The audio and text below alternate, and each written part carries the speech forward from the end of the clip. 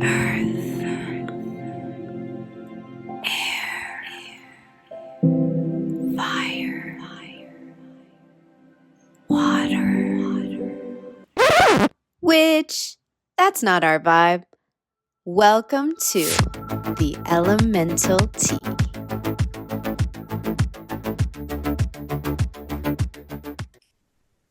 Hi, everyone. Thanks for joining us for our Elemental Tea podcast. We are back, and today we are talking about witchcraft and consumption and how it links with intuition and awareness. So this is a big one. We talked for hours, I think, before talking about this topic, and it's definitely one that I think we all really hold dearly in our thoughts about. So what you guys feeling about it today?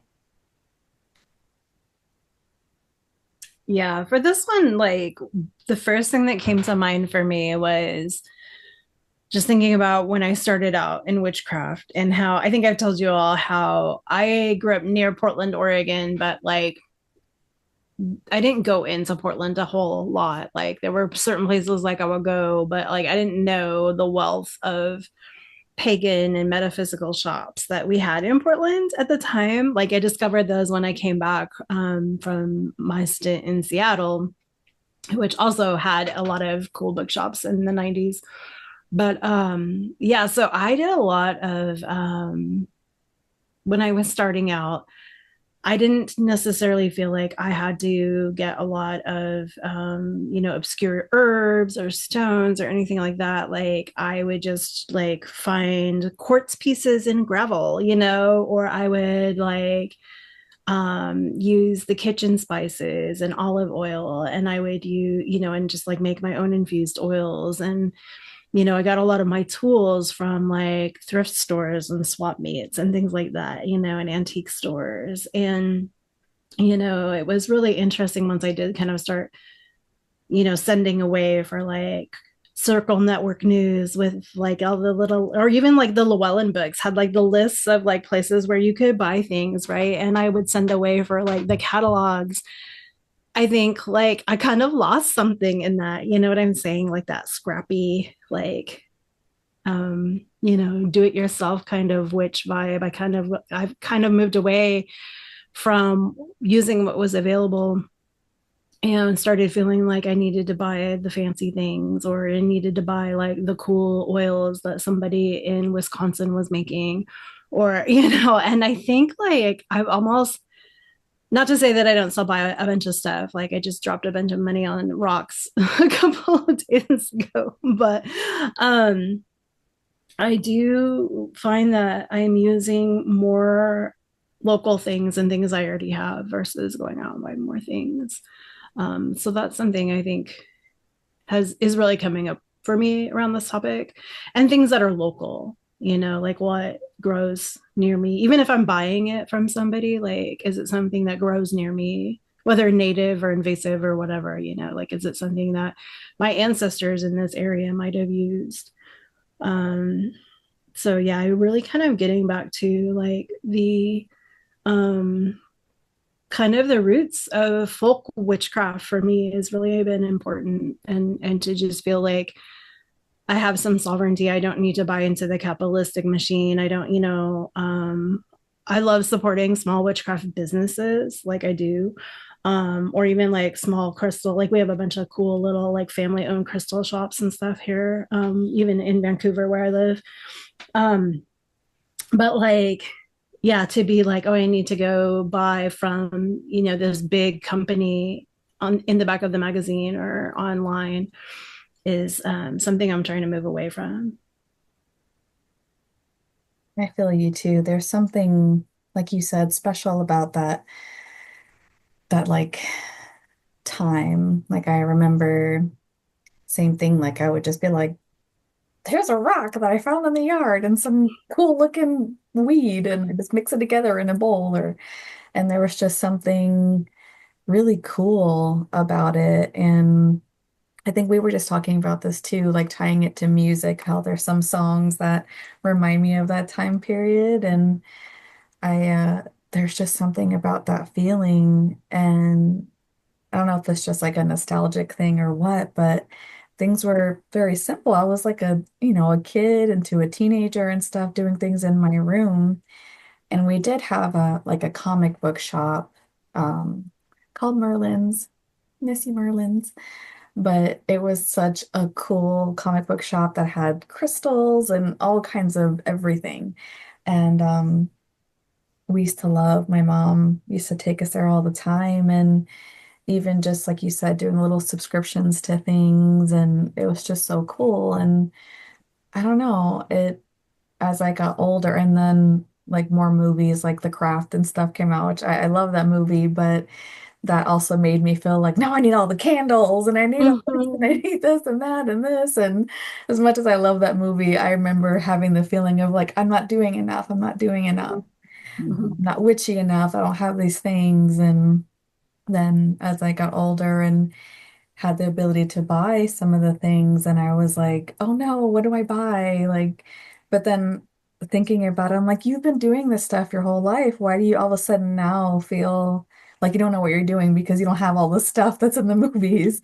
So, but then when I remember that feeling of just doing stuff in my room with what I had from my backyard or around my room and chanting things like my deodorant or whatever. It was like it's available to me, but in my mind as I got older, it was like I didn't think about that in the same way anymore.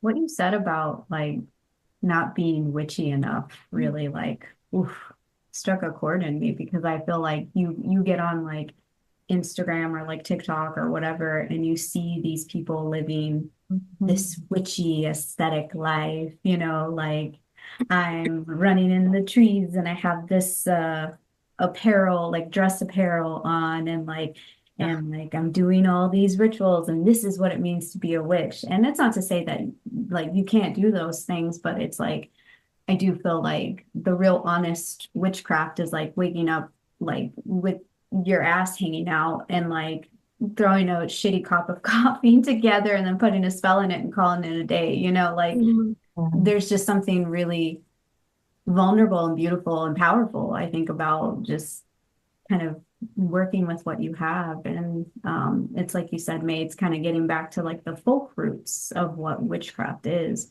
working with what you have and working with what you have. And you are still witch enough in that. Like it doesn't have to be performative. And it can be beautiful in that way when you're doing like big rituals, not to say that that's a bad thing, but more so the realistic witch is, it is very simple in that way.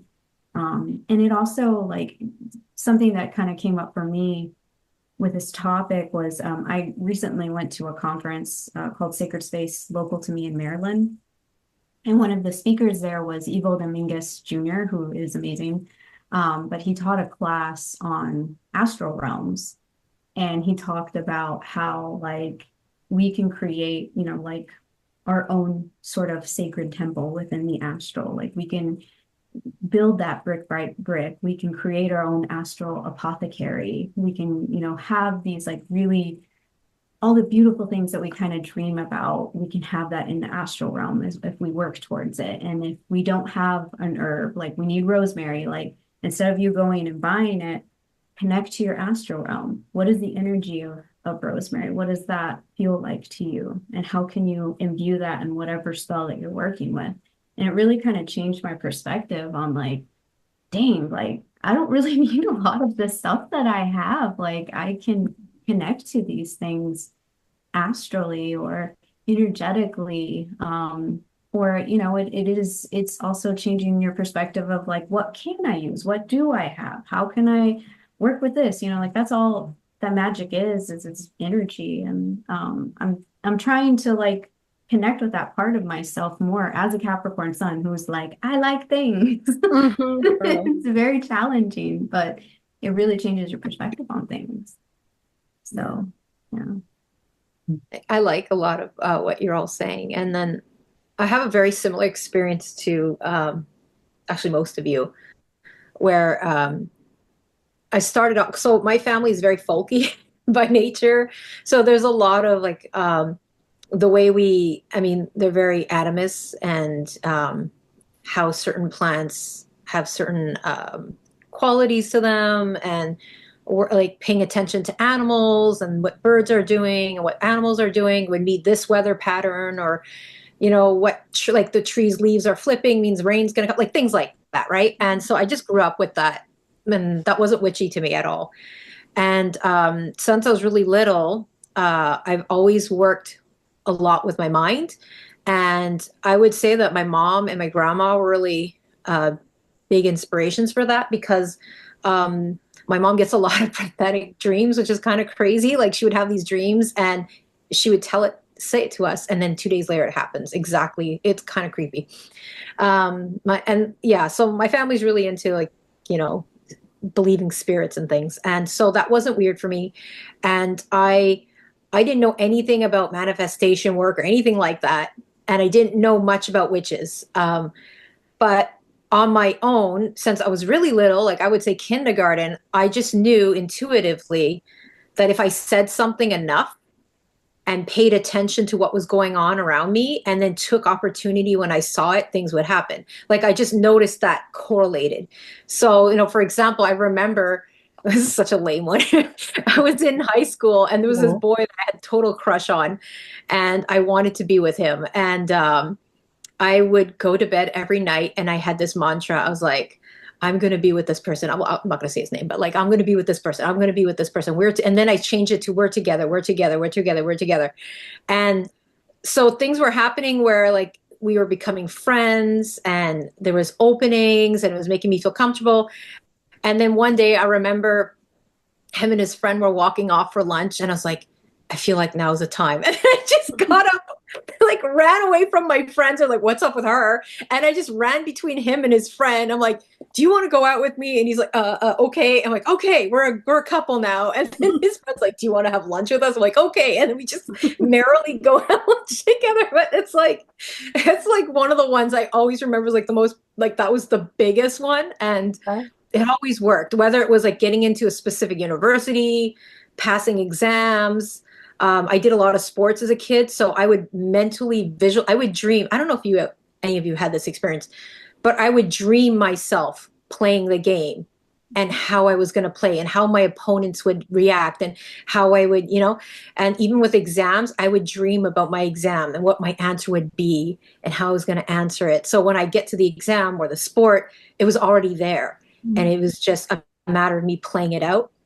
So now I found out this is a thing and people do this, and they people pay them to learn how to do this. I was like, oh crap, okay, it's a thing. So it was just something I intuitively always did. And I've always had, like, Veronica, you're saying, like, an astral temple in my mind. Like, there's a place in my mind that I go to, and a lot of my work is energetic and it's in my mind. I actually don't own a lot of witchy stuff because of that, because it's in my head. Not that I don't think, okay, so I'm going to caveat that with, I think there's something so powerful about an object, doesn't matter whether you bought it or found it, that you use and think a certain, like, you imbue attention into it over and over and over, and you use it in the same way, even if it's not a magical item. Even if it's like a wooden spoon in your kitchen and you're always cooking with that wooden spoon, there's like an energy to that. And I believe it's really powerful. And, like, you always see that where, grandparents pass on their favorite pot after they pass. And, like, you always make the best dish in that pot. Like, I really believe in that, like the energy and the soul that goes into that one thing. So I do believe in, like, there's something so powerful about an object. And when you're doing something, it's almost like that intention or that memory goes into that object. So whenever you hold it, you remember that. And it's like such a powerful, I think that's just as powerful. And then I was going to say that as I got older, I'm a late bloomer to the witch world. So I think I was in my late 20s. And so I guess I was witchy, but not knew it. It just didn't do it. And then so I started getting into the witchy world, and there wasn't that much available back then. It was like the Gardner books. And it's like, you use this for this and that for that. And I tried to get into it, but it was very uncomfortable for me because I've already created this very elaborate world in my head and this elaborate relationship with the plants that lived around me, that I was like, I don't want to get sage because it doesn't grow naturally near me, and I don't have a relationship with this plant. And I'm not against anyone who forms a relationship with a plant that doesn't grow near them. It's just personally for me, I feel like there's so much power in something that grows on the crack of your driveway. You know, whatever plant that is, like you see that plant every day, you see its behavior every day, and it sees you, and like you form this like if you want to, you form a relationship, and I think that's so powerful, you know. And They're like resilient plants. yeah, yeah. So I have more connection to something like I just really feel for me like the natural world, there's opportunity to have relationships, but I also believe that you can go somewhere that's not home, like visit a friend or travel, and you have a connection with this being, whichever plant or animal it is, and that could stay with you no matter where you are, right? It doesn't mean it's gone because you're not near it, because I don't believe like there really is a distance. Everything's connected. So I think it's nice to have that awareness, because it takes away a lot of that pressure of needing specific things or having to own things to be a witch. Like you can take your time, you know, and form relationships and just be curious, I think is a big one. I think some of the I think holding my hand up made me thumbs up. You thought I was awesome. Zoom, thank you. But I think that there's something kind of gatekeepy about like the whole you need X to do Y. And I was reading this book on like the theurgists, and the book was talking about how like when they had spells like in the PGM or you know in the Chaldean oracles.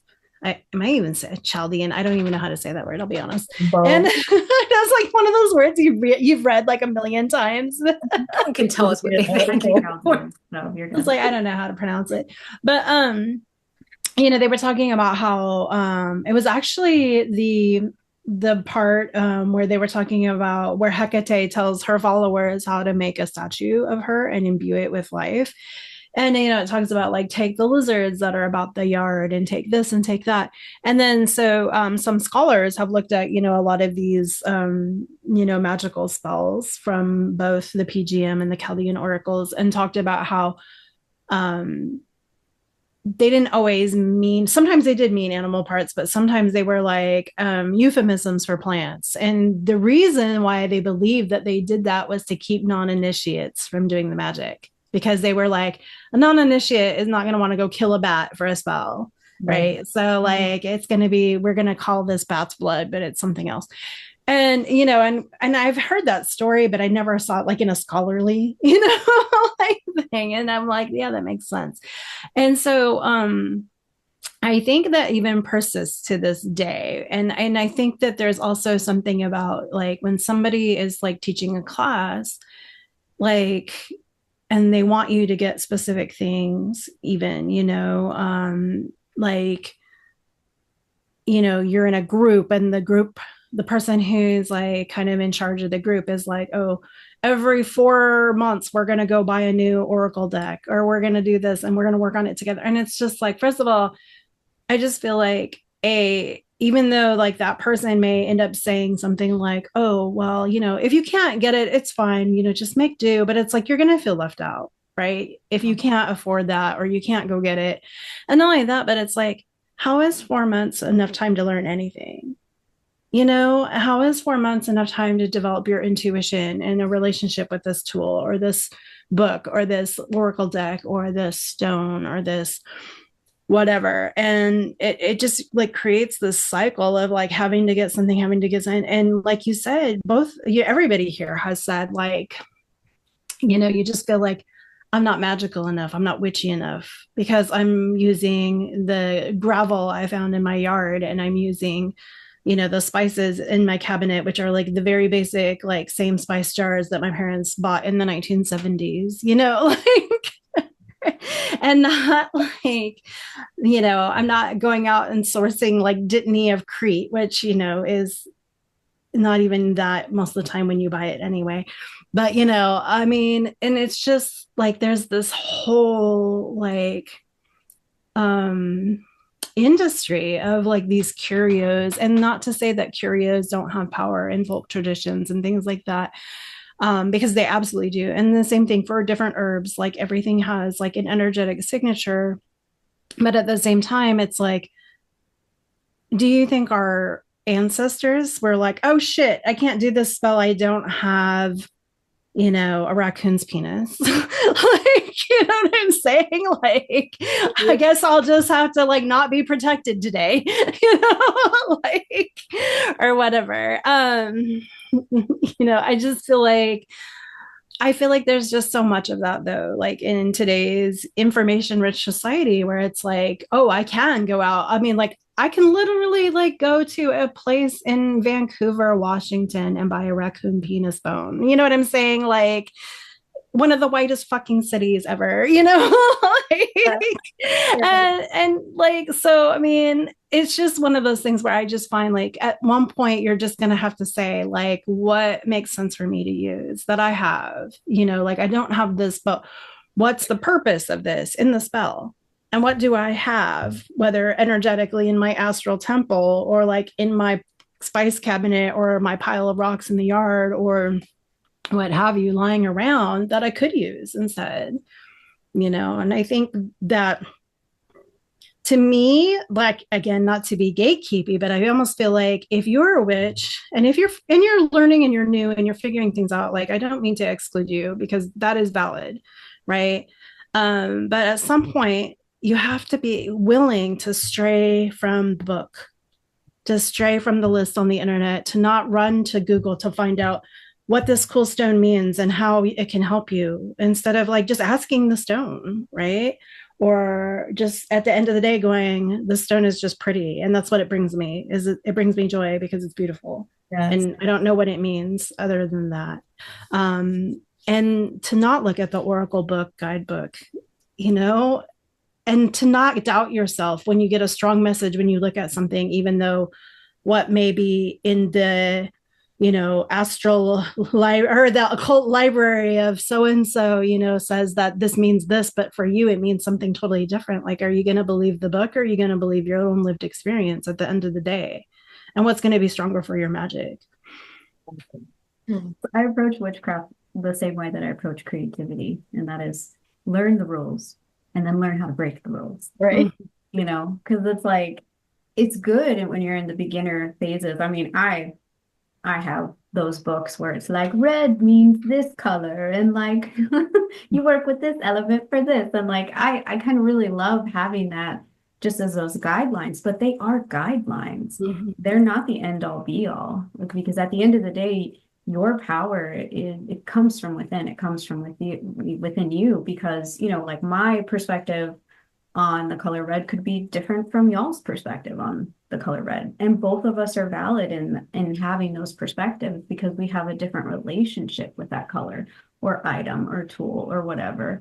And I think one thing that you were bringing up in my mind, May, was like the reason why I love curanderismo and like brujeria so much, and really any Latin folk practice, is because you see those elements of Latin work in all of their witchcraft. They use like chiles, for banishment, because it's hot, nobody wants that. Right. And they use like eggs, eggs are everywhere. Like, it's just easy, accessible things that anyone could get access to. And even if it isn't a part of that, like Julia was saying, finding a rock or finding a tool that you have like a connection with and building a relationship with that. I made the mistake because I fell into the, consumerism of witchcraft, because I'm like, ooh, a new deck, I feel like I need this because it's going to give me all the answers. Right. Totally. It has all the magic. Yeah. So I have like 55-ish decks now, which is insane. But I think, what you said about like buying a deck like every 4 months and not having like a relationship with it. Like I have some decks like that where I'm just like, I don't really know what this does for me. And it's nice to have, and it's pretty to look at. And then I can say at the end of the day, I have lots of decks, but like if you're not putting the energy into building the relationship, then you're not really like fully connecting with your intuition there. And that is a lesson learned for me. And so, I think having one reliable deck is really all you need. And even if you can't afford a deck, you can create your own divination kit by just going outside and grabbing some rocks or collecting objects and like building that relationship and like whatever that symbol means to you. There's so many different ways to create divination kits. And if you look at like ancient divination, it's so simple. It's very, very simple and very concrete.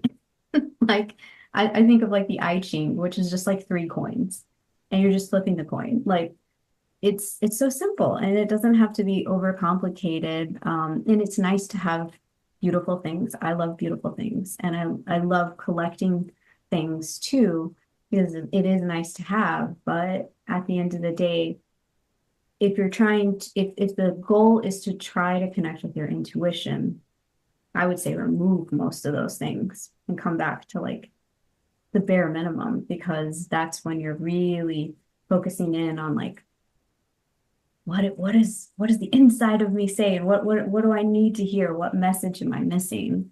And so yeah. I love that.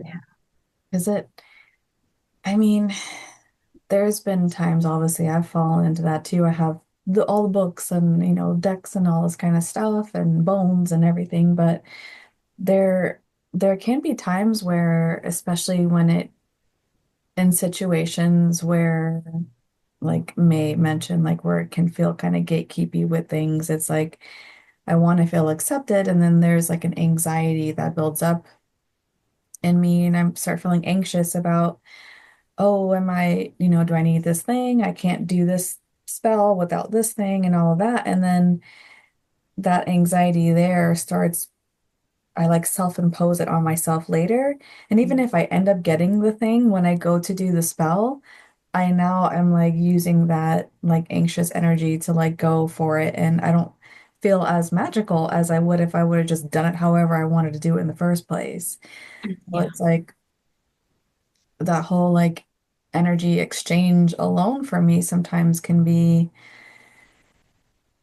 I don't know, just not in like connecting way for me when it comes to that. Sometimes it can really like impact me sometimes.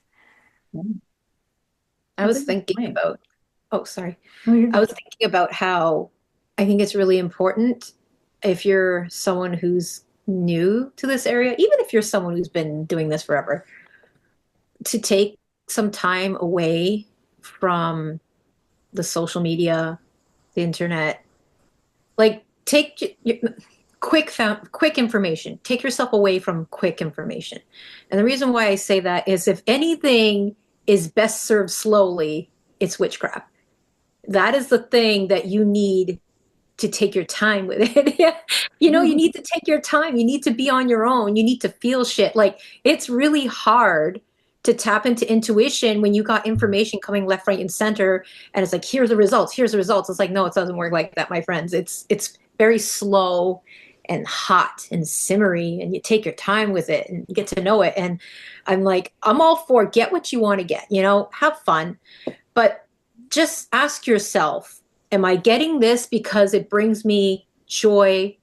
It just like I see it every day and I'm thinking about it and I love holding it and that's like close to me. Or are you getting it because you feel like this will make you a witch or this will make you more powerful or this person has it. They're like, especially like influencers and stuff. Like I hate to say it, but that's their job. Like, no, I'm not gonna knock on them. Like someone needs to pay the bills, so do it. But like I'm for pay the bills if you can.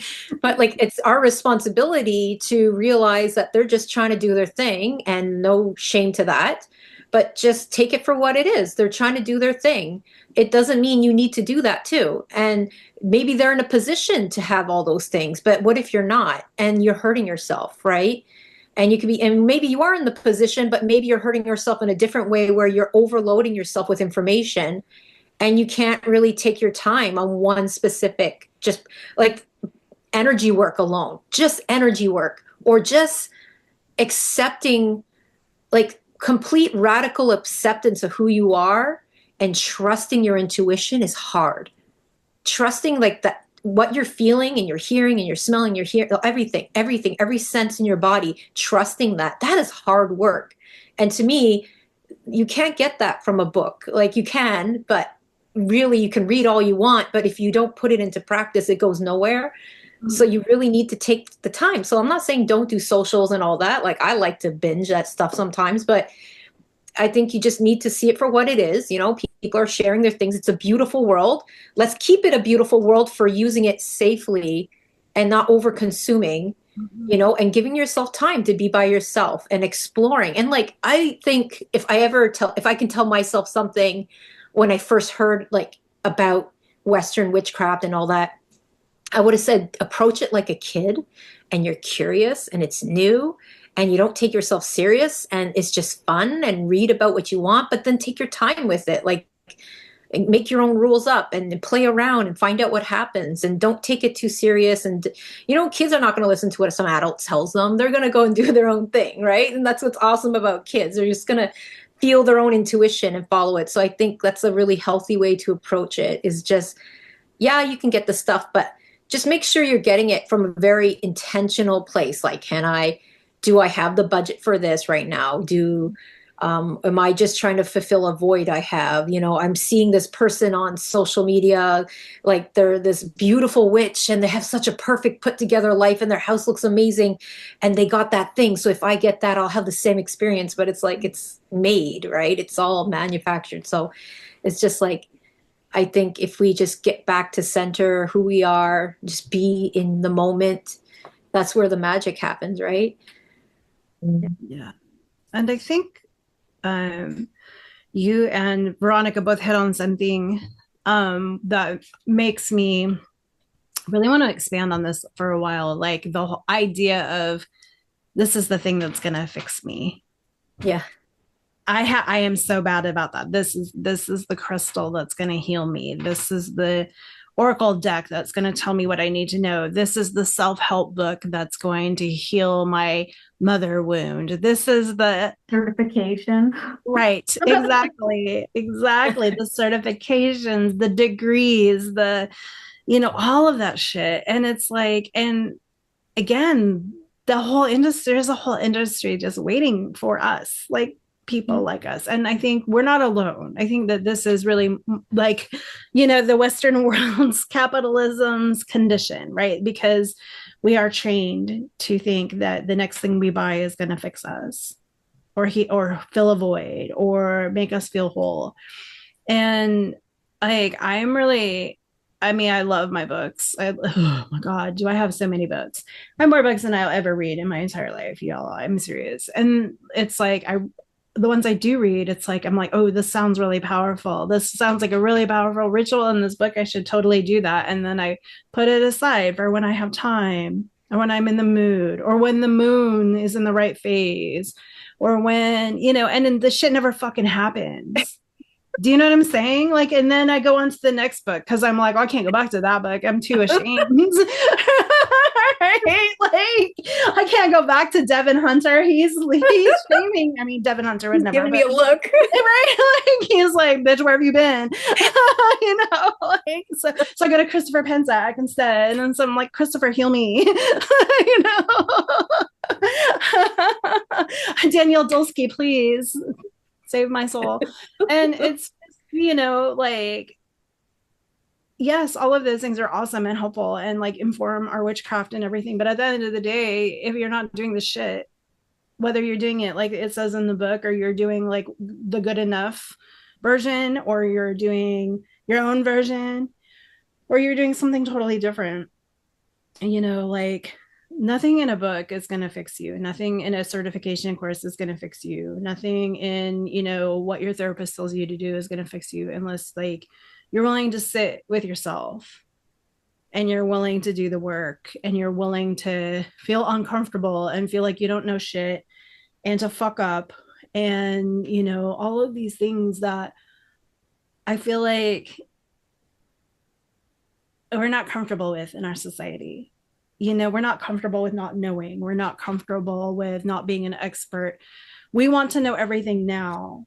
In that year and a day course, we want to be the best witch that ever witched at the end of that year and a day. And it's like, that is not how any of this works. I mean, I've been doing this for like almost 35 years, and I'm still going, I need this new crystal because I'm not a good enough witch yet. How fucked up is that? You know what I'm saying? Like, how fucked up is that?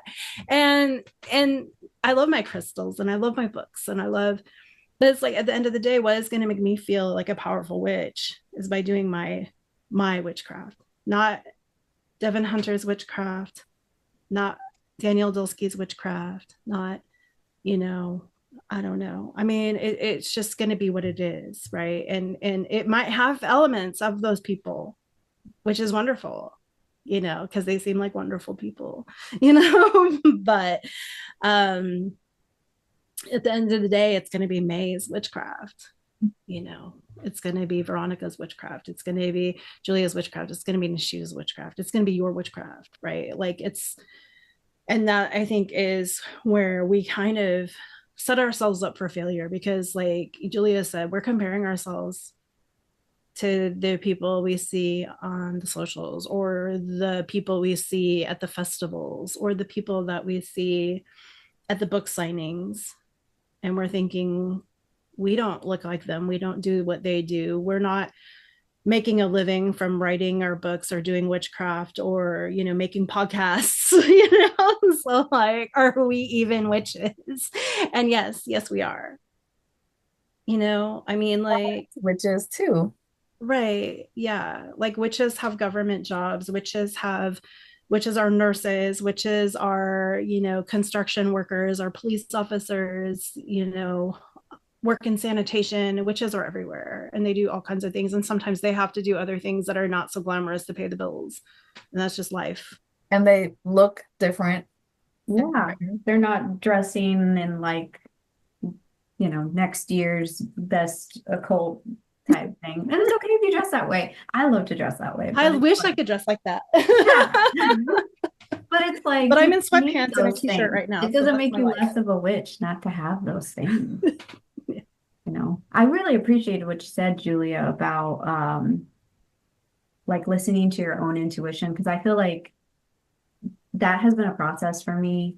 I'm getting really good at it. I'll give you an example, because like in the beginning of my witchcraft journey, I was like, I need to have this, I need to have that, da da da da. I went to Sacred Space and I listened to all these amazing speakers. And like you said, mate, everyone had, their books that they were selling. Everybody had their perspectives, and I was so excited. And by the end of it, there was a part of me that felt a little overwhelmed, because I was just like, oh, I need to take this course with this person. I need to do this, and I need to do, and I felt like I had all of these opportunities. Like the Seven of Cups kept coming up for me. It was just like, oh, shiny glow things. Damn, Seven of Cups. Yeah. And so I was just like, okay. And I like put the books away. I put everything away, and I got a candle, meditated, and that was it. It was simple. And I came back to my own intuition, my own voice, and was like, what do you actually want to do? And what was tempting you to make you want that? And I feel like we have to do that as witches on social media, because like you said, Julia, it's like some people are influencers, and that is okay. That's a job, like valid job.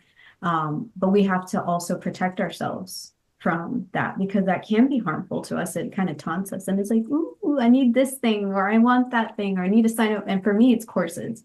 It's like, ooh, yeah. I want to become a shaman, or like, I want to do all of the things to prove. Yeah, like I need to like build up my witch resume. Like, come on, like, and it's nice to have those certifications, but something that I have a challenging time with is like actually implementing what I've learned, right? Like I went to mediumship, got my certification in it for 8 months. Am I utilizing that? Am I actually working with those tools that I learned? Or am I just like collecting it, like with my tarot deck, So you have to work with the thing. You have to put energy into the thing. And it, like Julia said, it takes time. Like witchcraft, like good witchcraft takes time. And I see things that I have brought into my life that I like manifested 3 years ago. And it's just because it slowly but surely accumulates. It's nice to have like those really quick fast spells. I mean, I'll do one any day, but like the ones that really matter, the ones that are really connected to the soul, I think take the most time and are the most simple. And you just show up at the altar every day for it. Yeah. You know, putting energy into it. Mhm. Not having to buy a certification course for 10 bucks. I wanted to add to that. Sometimes our magic is working on us, but we're not paying attention. Yes. And I see that so often. I've seen that for people where they've told me something. Yeah, I know, right? They've told me like, what they're trying to manifest or what they're working on or whatever, a couple of years ago. And then later I see it and I'm so excited for them. And I'm just looking at them and they're so not aware. Like they're taking in so much. They forgot what they were trying to do from the beginning and they've achieved so much. And then sometimes I'll point it out to them and they're like, huh. And then and it's kind of like an epiphany. And I was like, come on, people, like sit down and, even I do it. Even I do it. It's hard not to. I mean, things are wired that way. But like I was saying, I will never trash any influencer or anything. Everyone's just trying to get by. So I think it's our own responsibility, how we manage, how we take in information. And it's our responsibility to manage how much we're consuming. Because like, once again, I'm going to say the word reciprocity. Like, what are you taking in and what are you putting back out, right? I think it's like the golden rule in life. And like, you need to put out as much as you take in. So like, are you getting to a point where you're just consuming? Whether that's like buying stuff, certifications, books. I'm doing it. That's why I'm saying it. And then how much are you putting out? Are you like taking the time to practice and whatever way that inform that is, whether that's like taking a bath and just letting yourself vent out and reflecting about the day or having a meditation or maybe listening to some like binaural beats or whatever, like working on a altar or even just being still. Like, are we just being still, allowing thoughts to come in and go? Like, I love doing that. It's like one of my favorite pastimes when I can have it is just literally sit there for 10 minutes with no goals, just sit, stare out the window, stare at the wall, let thoughts come in. It's kind of amazing what can happen in that time. Yeah. Sometimes the shower is like my most favorite witchy time. I like that. Witchy shower. This is completely random, but I do want to say, like, I'm right now reading Julia's chart right now, and she is the queen of reciprocity, y'all. Like, she got so much seventh house placements. I was just like, holy shit. Like, you should teach a whole course or write a book about reciprocity. Like, I see you kind of doing that now. So I just wanted to share. I thought it was really cool. That's awesome. I'm excited. Yeah. I have a question that is just a question that's somewhere in this topic in a way, but it's something that I have seen a lot of people talk about, and I just want to see what you all thought about being gifted your first deck or not. Oh my God, I thought about this when I was thinking about recording this episode today. I thought about this, and I think it's gatekeepy bullshit, honestly. I do. Sorry, what is that about? I don't even know what that is. Oh, Bullshit gatekeeping. so it's this thing where like there's this belief, and I don't even know where it came from. I don't remember when I first heard it. It's been around a while. I mean, but I'm trying to think like, did I hear this before the year 2000 or after? Like, I can't even pinpoint it. It just became like this thing that like you could not, it was unlucky to buy your own tarot deck. Like you had to be gifted your first tarot deck in order to read tarot. And I'm just like, who would have I even, I mean, my grandmother probably would have bought me one. She was pretty awesome.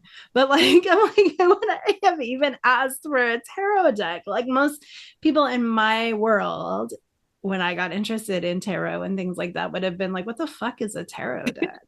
You know what I'm saying? Like, I mean, and my parents were hippies, but it was just, they weren't those kinds of hippies, I guess. So I just feel like, yeah, I don't know where this came from, but I think it's there's been a lot of backlash about it. And I don't mean to shit on anybody who does believe that. Like, if that's something that you sincerely believe, That's cool. I just think like it kind of came up as like a weird gatekeeping thing, honestly. That's how I think feel. it's bullshit. Like Well, you if it's true, I'm screwed. yeah. I have my own deck. I respect everything and whatever you need to be initiated in whichever area but practice, but I feel like anyone who is a witch in the broom closet and terrified of like coming out to anyone that they know, what's going to happen with them? They're just never going to get a deck until they're older and they can, say something to someone. But, and like you said, how do you just ask everyone, like, someone needs to buy me a deck today? Right? Like, Anybody, please. yeah. Yeah. And that's not to say that I don't buy people decks, because I buy all of my friends' decks, especially the ones who don't do tarot, because I'm like, girl, you need this. Like, Oh, yeah, true. Same. which is why I have 52 decks, because I'm just like, oh, let me just gift this one. I've definitely regifted some decks. Yeah. Yeah. But I definitely think anybody could purchase that, because if you are feeling called to it, and like Nishida, I think that was a really good point of like, if you're feeling called to it, but you're also not at that point where you're like, am I a witch? Is that like what I feel called to be? Because it can be anything. There's so many titles out there, or energies that you can take on. It doesn't have to be a witch, but like I think that buying your first deck will also give you an opportunity to have a little bit of sovereignty as well, because oftentimes I hear like you have to start off with the Rider-Waite Better deck wait. in order to learn to, and I said, bitch, no, I'm buying my own, and I'm buying what is it, Wild Unknown tarot deck. Yeah. That was my first. Yes, mine too. And I loved it because it called to me, it spoke to me, and I'm glad that I did that for myself, because it helped shape tarot for me. But I think it's, maybe that goes against the learn the rules, break the rules. I'm going to say break the rules completely on that one. That's a good point. Like, not every Yeah. deck speaks to everybody. Exactly. Yeah. And I know like there are a lot of people out there who are really strong tarot traditionalists and are like, if it's not, based in the symbolism that was used in the RWS, then it's not true tarot. And that's all based on Kabbalah and this and that, and Hermetic and blah, blah, blah. And then just kind of like, okay, that's cool. And I'm still going to go look at this other deck. Yeah. You know what I mean? It took me like 3 years to even want to buy a Rider-Waite, because there was just something that I like was not vibing with. It doesn't vibe with me. I love Rider-Waite now, like don't get me wrong, but like it took me a while to kind of get there. Yeah. Yeah, same. I love it too, but some of the imagery in there, I was just like, what does that mean? Because I'm not of that religious realm to know what that even meant. Exactly. Yeah. It just came down to I didn't like the shady yellow it used. Yes, thank you. It looks like Also yellow. that. I was like, it's like vomit yellow. I couldn't stand it until I found one that was more like toned down, like more muted. I just didn't like it. I think at one point in time I was like, it's kind of ugly. Like, Yeah. There's my little Venus influence there. Well, also, like you said too, I think Veronica, with you, were saying like making your own. I think we all talk about it, like making your own stuff too. Like you have to know tarot in order to be a witch either. Yeah, you don't. Yeah, that's a good point. I do feel like a lot of, with all things, like you don't have to know astrology, you don't have to know tarot, like you don't have to have an interest in all of the subjects to be a well-rounded witch. I think people just kind of gravitate towards one thing and then maybe it goes towards another, but kind of honor that for yourself. Because I think in the beginning I was like, I need to know everything. I need the time turner from Harry Potter so I can study every single subject. I was like, you don't. Right. Snort. Yeah. I do not get astrology past the basics. Like I love it. I think it's cool, but it's like if you were to ask me to like read a chart, I'd be like, I now know where house one starts. Like, like in a whole house system. I know what a whole house system is. I knew, but I mean, that was like something I beat myself up for a long time. And tarot, I didn't learn tarot until probably like 15 years ago when I finally found a deck that spoke to me after buying a bunch, because I just was like, I think Nishida, I think it's like you hit the nail on the head. Like I wasn't raised in a Judeo-Christian tradition. Like I was not ever really into ceremonial magic. I'm kind of getting into it now, oddly. I don't know where that comes from, but here it is. But like at the time I wasn't. And I was just, and like I had kind of a passing interest in numerology, but it wasn't like I thought it was like the foundation of everything and all things magical either. You know, it was just more like, oh, that's interesting. Moving on. You know what I mean? And so, like, for me, yeah, it took me a long time to vibe with tarot. And it wasn't until I bought a deck that I could see myself in. Like I could see myself in the imagery and not like in the sense of like I saw a representation of what I look like and who I am, but more like I could imagine myself in that scene and how I would feel and what I would be doing. And that just does not even still like I can read with with RWS, I can read it and I can tell you what it means. But it was like if I was to rely on learning from that deck, it would have been forced rote memorization. It would not have ever developed into a intuitive feeling living thing for me at all. Like it would have been totally like, oh, yes, this is a 4 of Cups. So it's about stability of emotion. I mean, it would have been like I would have been reading like a robot, you know, like AI or something. And I never would have gotten to the place where it felt alive to me. And I probably wouldn't have stuck with it. But something else you said made me think about this. I feel like this is sort of a newer tradition, but maybe I'm wrong, where people are like, I'm a crystal witch. I'm a crafty witch. I'm a kitchen witch. I mean, and some of those terms have been around a long time, but I find that people feel like they need to lock into something right now. Like, I am the tarot witch. I am the crystal witch. I am the kitchen witch. And it's like, what do you all think about that? Like, I think it's really cool if you're super into something. And like, I definitely would not tell you not to call yourself anything like that. But I just feel sad that I feel like people have to, it's like they're picking a house. Maybe this comes from Harry Potter, right? Like, it's like, I have to pick a house, right? And that's the kind of witch I am. I'm a Hufflepuff, you know what I mean? I'm Slytherin, so I'm going to break the rules. Right. And I'm just kind of like, you know what? You can like Chris. I mean, I actually have seen people like, I mean, I'm pretty active on Blue Sky, you know, and I see people ask like, well, I feel like I'm a crystal witch, but I really like herbs too. And I'm like, and like, I didn't get it at first, like, cause I guess, I don't know, maybe I'm too old or out of touch, but I'm just like, is there a problem? Do you have a question? Like, I'm not understanding. Oh. I have so many thoughts about this. It's capitalism, first of all, because I'm gonna blame everything on capitalism. But it's like, how can we sell this type of witchcraft? Oh, we got to categorize it. So crystal witches are going to look like this, and they're going to act like this, and they're going to do this. And then herbal witches are going to do this. And then house witches are probably moms. So we're going to do this. And it's like you break all apart the witch. And like, let me tell you, I hate having to fill out bios because of this.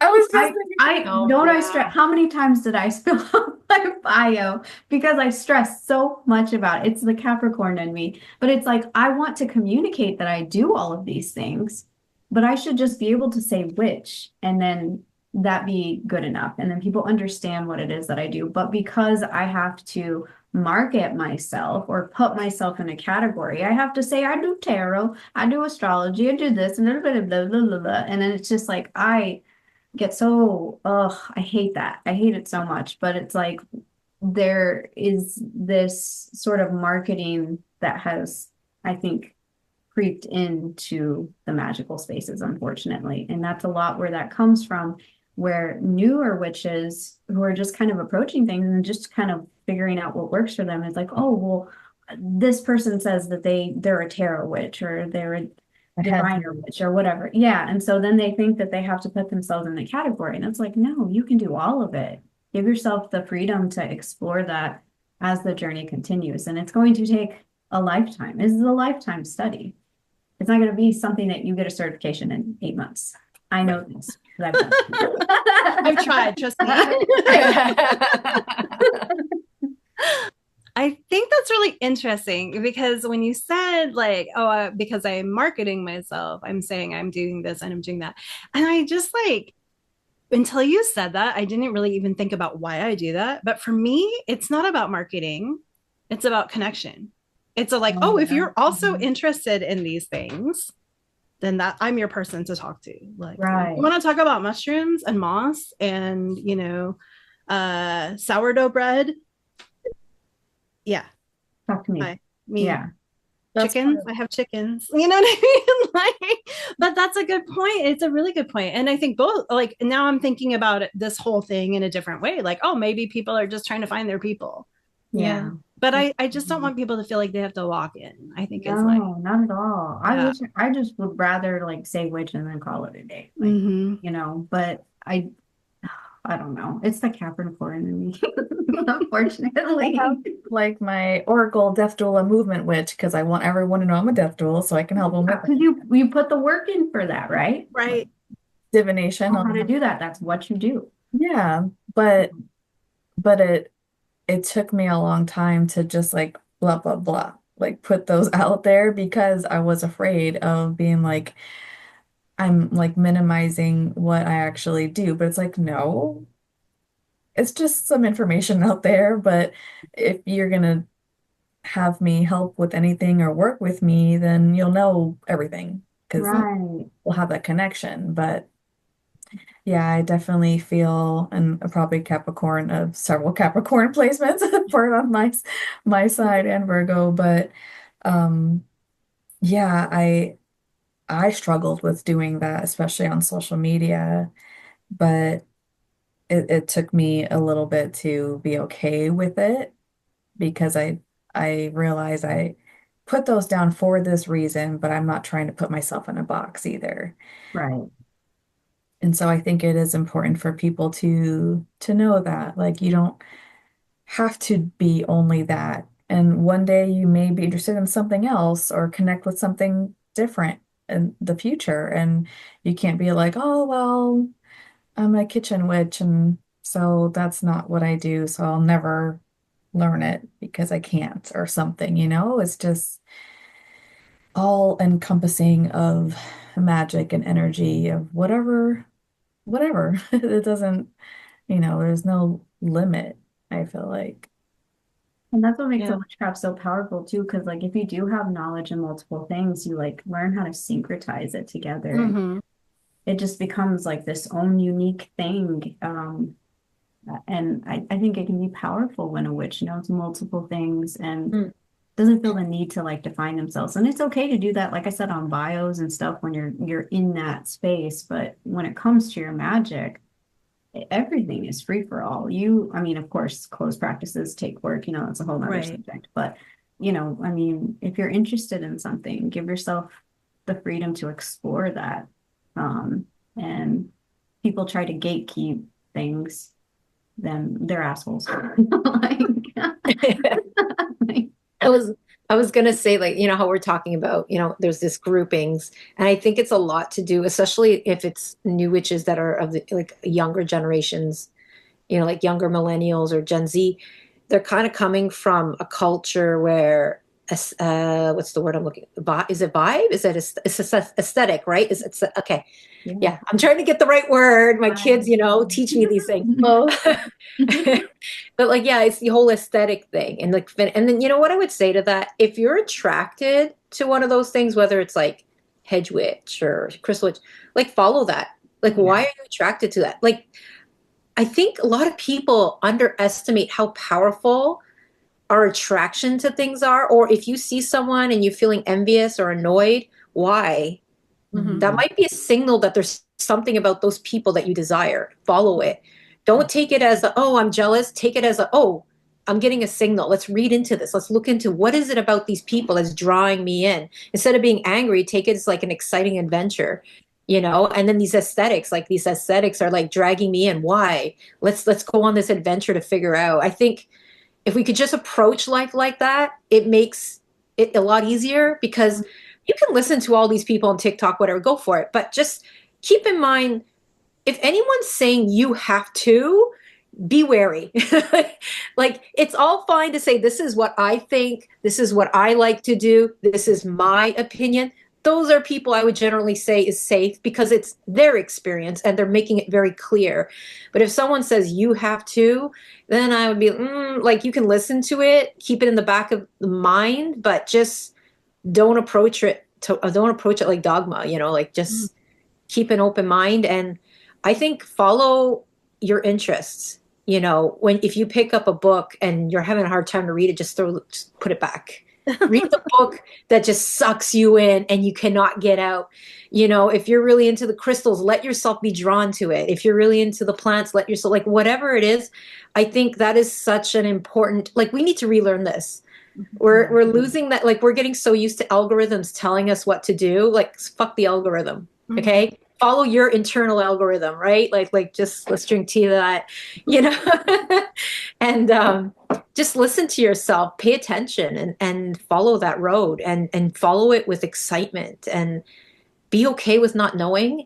And May earlier said, we make mistakes and we fuck up. Like, I think fucking up is some of the best medicine in the world, like 100%. Hands down. Getting that pain, hurting, getting frustrated. But when you think about it, every time you've ever done that, what's happened on the other side? You learned something. You become more powerful. You become more wise. Like it's only when you don't own up to your own mistakes where you don't learn something. So take it, like take that pain, take that struggle and learn from it and build from it and just approach life as fun. And I know it's not always fun. I know, but just like, you know what I mean? Like just, there's so much shit right now. Like let's have joy. I remember May was talking about this the other day, like find joy. If your heart's like getting interesting in something, whether it's like, it's a jealousy situation or it's just you're drawn to it, let yourself have that. Go follow that rabbit hole and get sucked in and see what happens and just keep following that gauge. And the more you follow, this is like an introduction to trusting your instincts.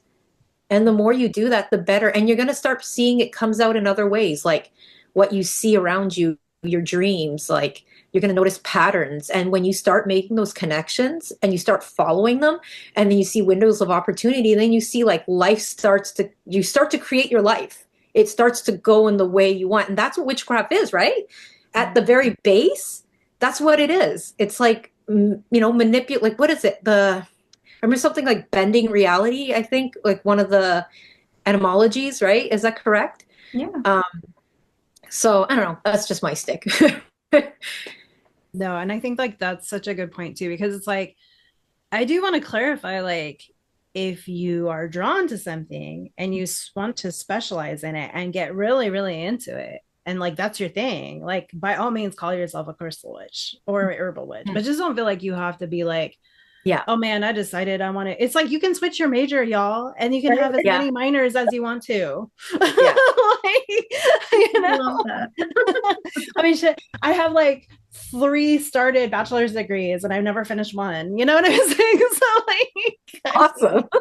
And I'm about to start another one because why not? No, I mean, but that's the thing. It's like, I just think like, I personally will, like, full disclosure, I have ADHD, if y'all couldn't tell. And I envy people who can stick with things and get really specialized and into it. And I'm more of like a dilettante, I'll be honest. Like I know a little bit about a lot of things and I don't really, even though I have like the certifications about, like I have fucking so many certifications. Hey, I'm a Reiki master. Ask me how many people I've attuned. Do you know what I'm saying? Like none. The answer is 0. I've attuned 0. I've attuned my cat. I mean, like, Attune me. Do you know what I'm saying? Like, I live in level 1 and I venture into level 2 a little bit. You know what I'm saying? Like that's where I live. Why do I have a Reiki master certification? Because I wanted to have a certification so I could feel like a fucking expert. So people would take me seriously.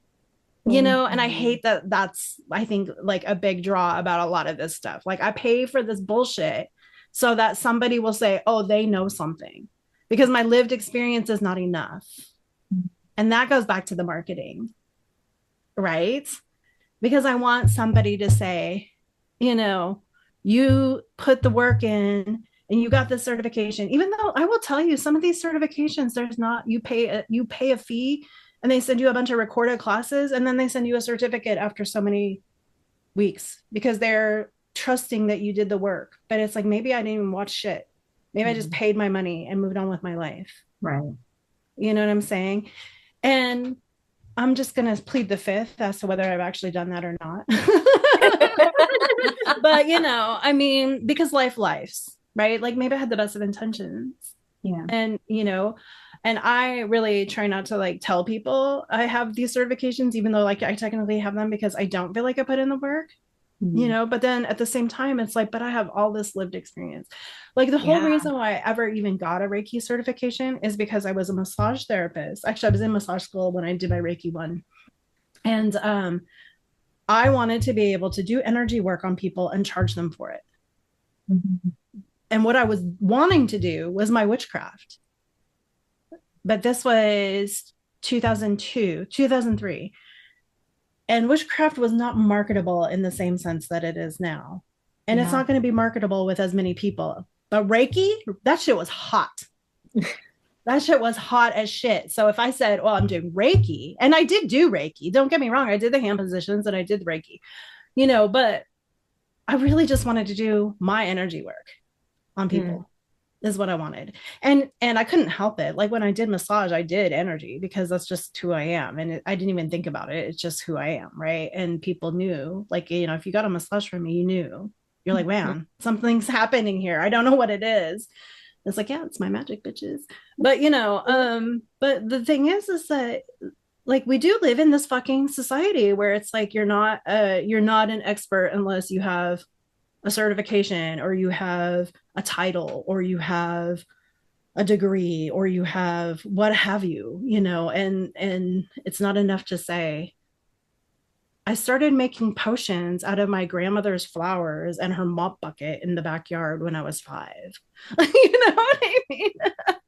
I dug crystals out of our backyard mud pit. Like like that's where I learned, My grandmother passed down these stories to me, but it doesn't count, I guess. Right. Yeah. It's like we capitalized on ancient wisdom, and it's it makes me so angry. And you hit so many good points on my Capricorn heart, May. Thank you so much for saying that. But like, that's what it is. I want people to take me seriously. I want people to take my witchcraft seriously because I fucking care about my witchcraft. I care about it more than anything. Probably not more than my family, but like, you know what I mean? Like I'm sure you'll all think that way. It's like, it's something that I care so deeply about, but I am in a world that doesn't know how to fucking market that doesn't understand what it is that I do. And I have to break away or break myself into little pieces or pay an outrageous amount for a certification for something that I already fucking know how to do. And I have to like prove myself. I'm in this consistent loop of having to prove myself. And I think that goes back to consumption of needing all the decks and needing all the crystals and all this stuff. We need all the tools in order to be the person. I need the accessories in order to be Barbie witchcraft. Like, so I need my black eyeliner. I need my It's so hard. There's so many. I scroll through so many and hit the dots of remove ad thing of, are you into this thing? Well, I know 3 ways that can make this better. And now watch my video for 7 minutes. And then at the end, there'll be a link for you to click so you can buy my courses so I can tell you the 3 secrets to whatever you want to know. And then we're all like, but I don't know what those are. So let me buy this thing because I feel like if I don't know it, then I'm not good enough to do my job that I already do. Is like how it feels sometimes. 100%. Weird. And you're right, Veronica, too. There's been so many things, like for me in the movement industry and like dance and everything. And it's just like, if you're not doing this or not doing this, or somatics would be one example. Like I'm doing all this, but then now that like somatic therapy is like really getting, popular now, which I'm glad for. It's very important.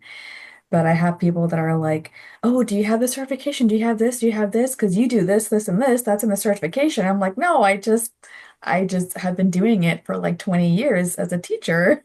Yeah. So, but because I don't have so and so's and so and so's and so and so certification, I'm not able to do my job that I already do. It's just a weird thing sometimes. And like we all touched on, it's okay to do that. And if you wanted to do that and become whatever this is, go for it. But don't feel like if you are already in that realm and you know what you're doing, don't let someone make you feel like you don't.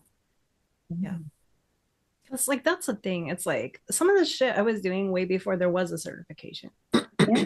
or way before there was a degree, or way before there was a tradition doing the specific thing. It's like, oh, like I thought I made that up. You know what I mean? Like, I thought that was May witchcraft. And lo and behold, it's 99th degree gaga wooga wooga whatever. Like I don't know what the heck that is. Like I just thought that was something I made up when I was 7. Yeah.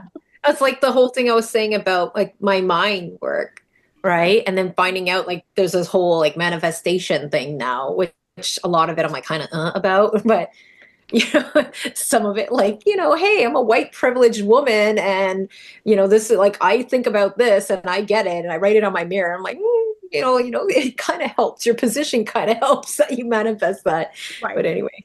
Yes, you have the means already. Like you already have a leg up. Yeah. No, it's funny too. Like coming back to what you were saying, Julia, about the things you did as a kid. I remember doing shit like that all the time as a kid too. Like I'm gonna dream about so and so, and yeah, the same kind of things. A lot of it was very romantic stuff. Like I was very into like romantic fortune telling things. Oh. Like the apple peels, like making the letters or twisting like the apple stem. Do y'all remember that one where you would like do the alphabet A, B, C, D, and whatever. Yeah. Whenever it broke off, it's like that was Yeah. the first letter of the name of the person you were going to end up with. And Yes. like I was so into all that shit. And like, I don't know, we had these this is funny. This is totally a segue, but we had little prizes like in our school library. Like if you read, and I was like a voracious reader and a fast reader, and so I always would win these. I mean, like I was not always number one, just because of my attention span, but I would always get like little prizes, and so we could pick our prizes.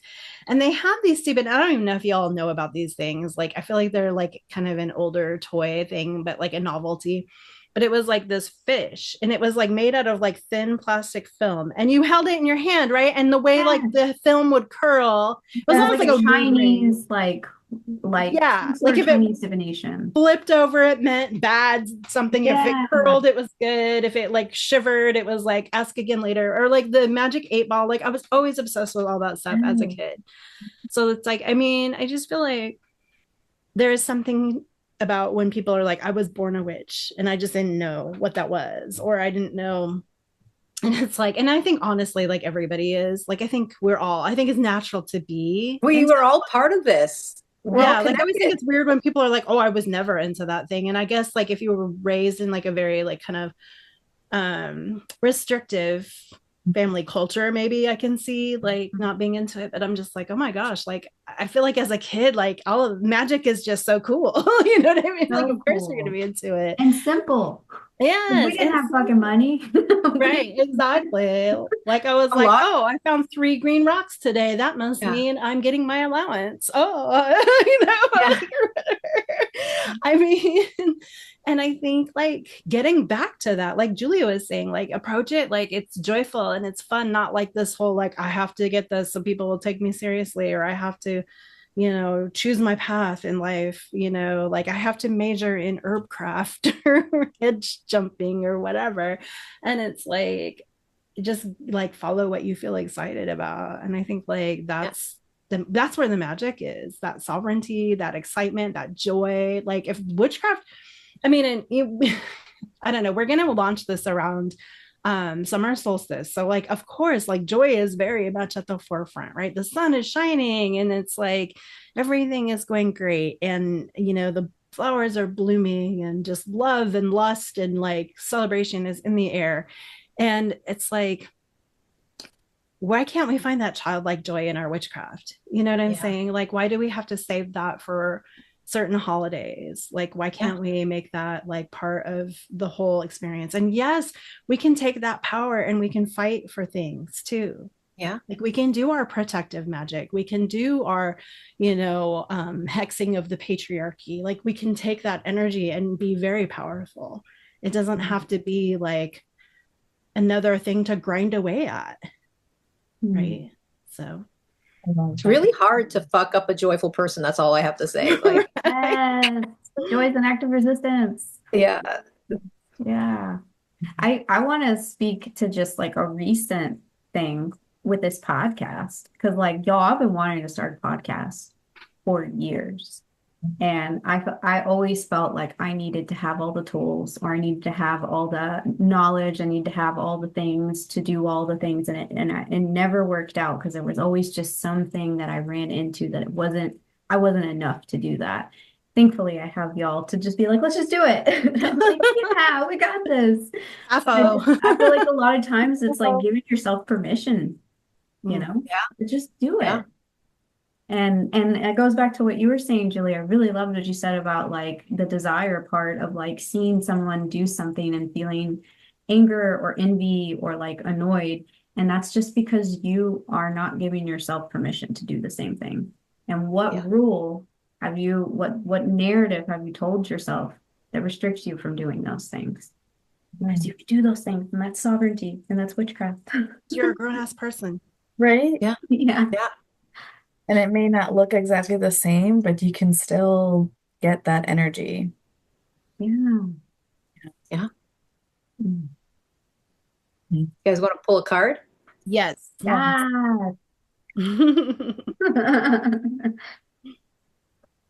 So we have decided today, in the interest of using intuition, that we are not going to use any guidebooks. And some of us, I know at least, have picked some oracle decks or tarot decks that we're not super familiar with or comfortable with, myself included. So we're just going to go with what we pull and what we feel and see how it goes.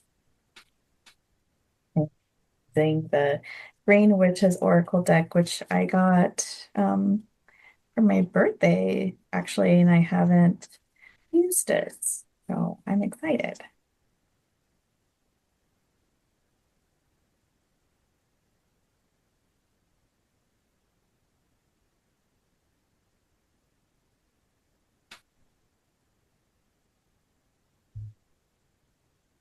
They're too small.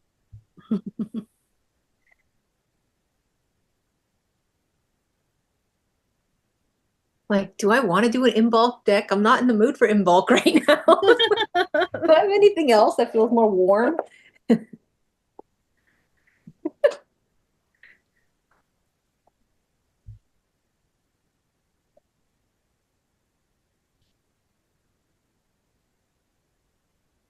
And go first. Okay.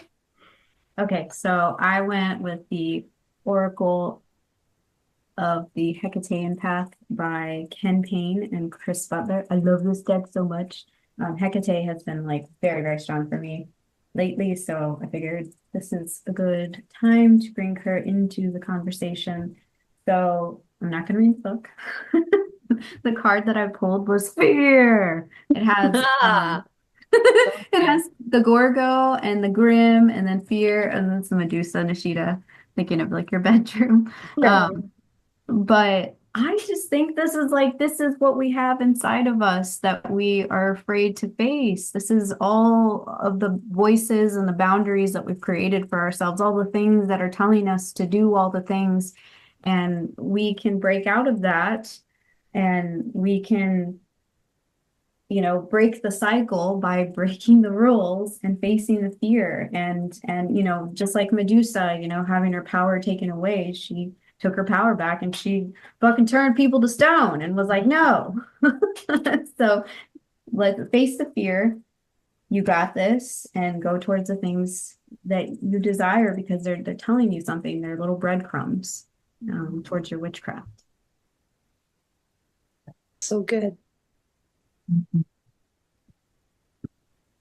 I could go next. I think mine kind of segues really well, actually. So I'm using the Animal Spirit Oracle by Kim Krantz. And I drew mouse. Ooh. Oh, that's perfect. So mouse for me, this card, looking at this card, this mouse is in a very dark space, but you see these bright little spots above them.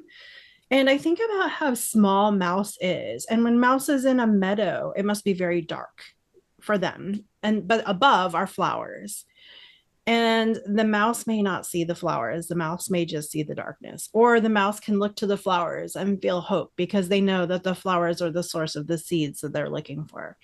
But in any case, I want to say that for me, I see mouse and I think, although you may feel small and that what you do may not be significant, it takes even more bravery to act and to do something in the face of darkness and in the face of fear, to go ahead and do the thing that you need to do anyway that brings you hope.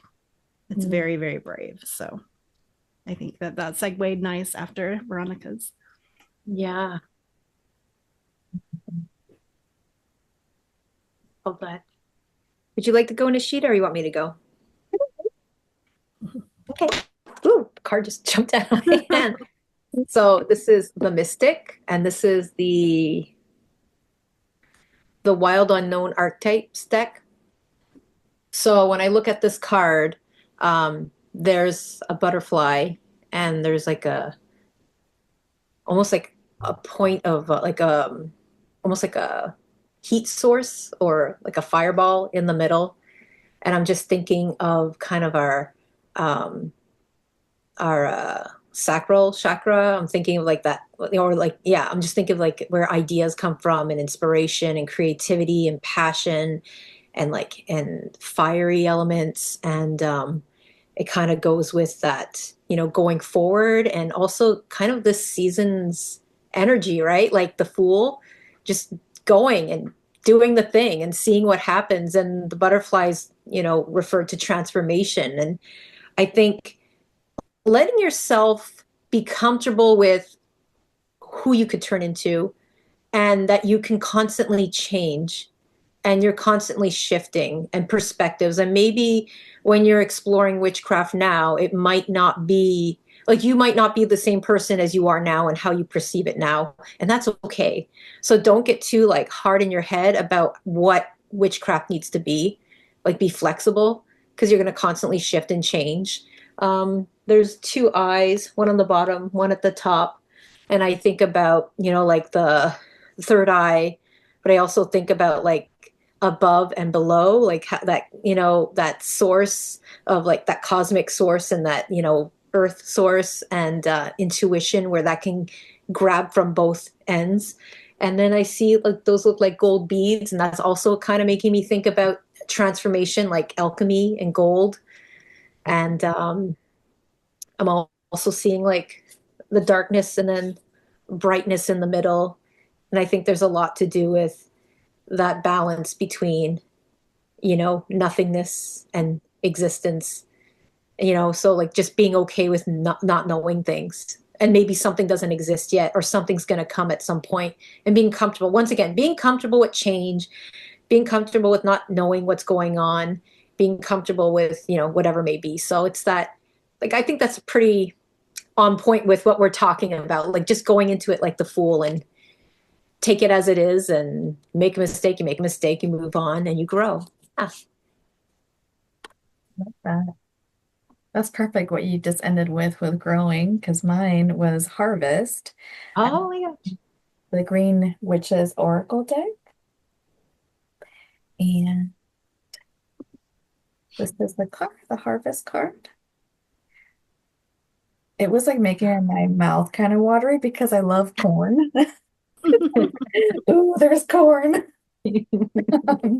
But it does have like right at the bottom, it says determination and hard work. Which, we were kind of just talking about too, in terms of planting, in terms of the harvest, planting the seed and just like watching your hard work like manifest in a way. And also knowing that it's going to take time, like what we were just talking about, like everything that you're gonna, any magic, any spell work, anything, it's going to take time and for you to really just be present and to plant those seeds and just enjoy the growth, enjoy learning, enjoy the knowledge that you're going to be able to receive from yourself, from what you plant and what you do. And that determination part, I think, along with the vibes of what we were talking about too, is like believing in yourself and like being determined to trust and believe in yourself. Like I think if we were all like, I'm gonna like hype myself up today, and I'm gonna dress how this, and just be determined to love yourself and believe in yourself so that way you have a bountiful harvest in your life and yourself. And just like with the harvest, there's going to be things that are going to happen. Like um, you can just kind of see like the elements, there's the moon. And so, yeah, there's going to be freezing and you have to be ready for the cycle of things for like the harvest seasons. But I think just that belief that you're going to be able to put this forward for yourself is like the main message, I would say, from looking at this today.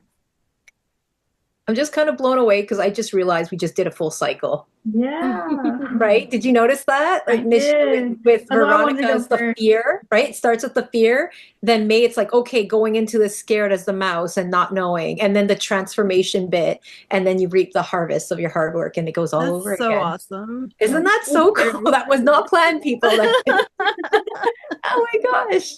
That's awesome. None of us knew what we had before we did this. That was so cool. See? That's super cool. Trust yourself. Trust yourself. That's what I'm leaving with. Trust yourself. Instead of treat yourself, trust yourself. That's our motto now. Yes. There you go, and trust yourself. Love it. Oh. Well, this was really fun. I had such a great time, and I think, yeah, I'm just really excited that we talked about this topic. It was really powerful, and I'm happy because I feel like even though I have really worked on confidence and everything, I still need to hear this sometimes. Yeah. That was really wonderful. So thank you all for this awesome chat. Thank you. Cool. It's really good. All right. Well, we will see you and chat with you all soon. I hope everyone has a wonderful day. Thank you for listening and happy witching. Take care, everyone. Thank you. Bye. Bye.